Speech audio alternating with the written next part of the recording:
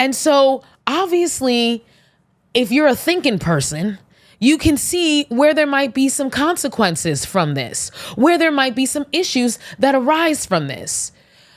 First and foremost, you have a situation where a minority of senators can hold up and stop the progress of legislation from a majority of senators who, remember, represent a majority of the people. And remember that those senators who represent the minority, their minority is even smaller because not all the people in their districts even voted for them.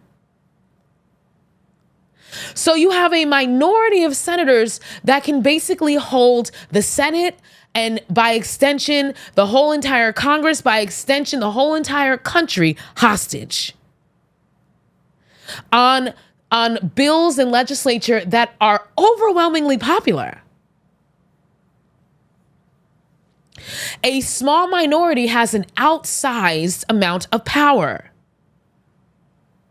Remember, each state gets 2 senators, right? Remember that. So California, which is home to 40 million people, has the same 2 senators, the same number of senators as Wyoming, which has fewer than 600,000 residents. So if you do that math, that means that Wyoming voters have 68 times as much representation in the Senate as Californians do. Ain't that some shit? Now, obviously, who's going to be happier in that deal? Californians or Wyomingans? Wyominganians? Californians? Who do you think is going to be happy with that deal? This is what we talk about when we're talking about voter disenfranchisement. Yeah, things like gerrymandering, but things like the filibuster also affect people's voting power. By comparison, when the Constitution was first ratified, Virginia had almost 13 times as many people as Delaware. That was the largest disparity, 13 times. Now it is 68 times.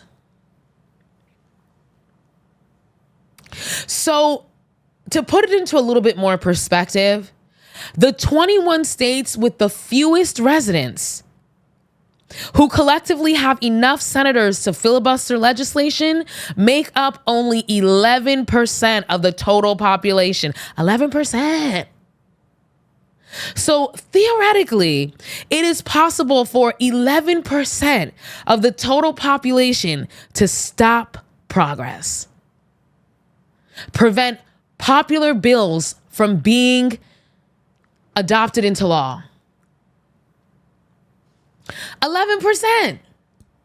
And remember, of that 11%, not all of those 11% of people even voted for those people.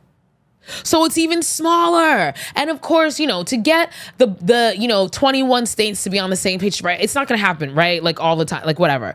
But just understand that the possibility exists. And that it may not be the smallest states, but if you can configure the right amount of states,